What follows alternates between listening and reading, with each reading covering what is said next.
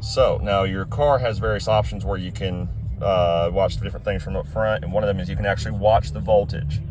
So I've selected that so I can kind of monitor things. And you remember I was saying normal is going to be in between, usually when it's running about between 13.3 and about 14.4 or so. And I have noticed, like, I mean, even older cars were adjustable, they had to be. You know, the alternator would turn down, the batteries were real charged, turn up when it's getting low.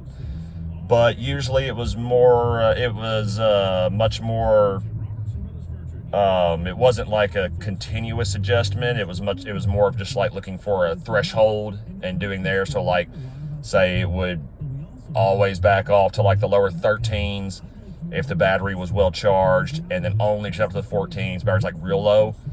But I have noticed this car being so new, so current, it just like just constantly as the car's going, like every time you slow down, everything, I will see this voltage here. Usually if I'm accelerating, that's when it brings it down, because that's the thing. Usually accelerating, the RPMs, it's run by the belt, so the faster the belt spins, the faster it's going to spin. Usually more RPMs make it go up, but also that can take more strain on the engine and take more horsepower away. So yeah, turning it down will make it so you have more power, so you accelerate faster, which would make sense for it to adjust that way. So it's like it's adjusted down when you accelerate, and it adjusts way up when you slow down. But never went to anything just crazy. It did get a little high for what I'm used to. Usually I never see higher like a 14.3. I've seen it show as high as 14.6. But usually only for a second, and it's still never giving a code. Again, I'm going to keep testing it tomorrow. But again, this could be a fluke. And again, it has to do with how cars are so computerized now. I have had something like this happen with my car. Now, it was not for voltage, but it was for an electrical sensor, and it was the same kind of thing, a glitch where it saw something that it thought was wrong, but wasn't, but it shut everything down because of that. And then also, because cars are so computerized, just like your computer, if it has a glitch or something like that, you know, even though it's not broken, it won't run right again until you completely shut it off, you know, shut it down and reboot it. In cars, that's usually going to require either a scanner or you unhook your battery. In this case, I did both, cleared codes and unhooked battery, and then ran it back, and now it's not coming back. And what happened in mine was for the so the gas pedal and the throttle body. In the older cars, they were connected by a cable. You were pushing that, pulling this cable that open and close throttle body.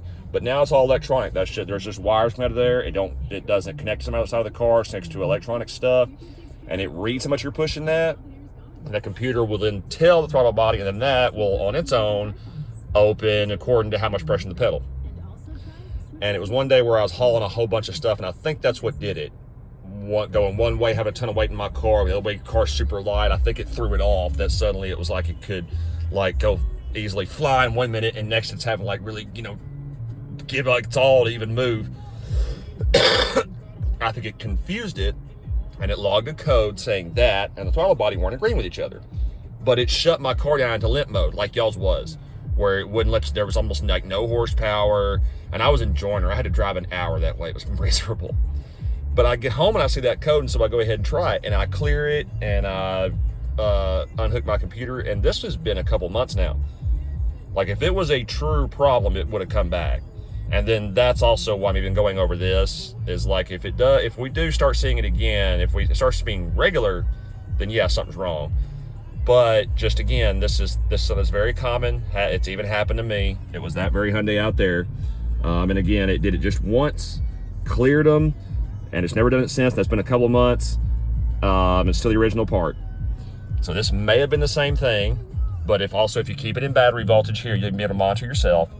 If you do ever see this, get over the 14s. If you ever see this thing show 15 or anything like that, ever, or if it starts showing 12 while the car's running, then let me know, because that would be an indication of something wrong. But again, it's never been doing that. It hasn't tripped the check engine light again. It's just driving absolutely perfect. So it's looking like that's a good possibility, is that the computer just for whatever reason read high voltage, or maybe even glitched, maybe even cranked the alternator up too high for a second, and everything flipped out. And now that we cleared it, it's seeing everything's fine, what's normal. Again, there could be something that maybe just hasn't run into yet, so I'm going to keep testing again tomorrow. I want to be sure. I know y'all want to be sure. But yeah, like I said, everything about the way it's behaving, everything watching this and all that, I think it was just one of them computer glitches, and the car just had to be shut down and rebooted. That's what it's looking to be.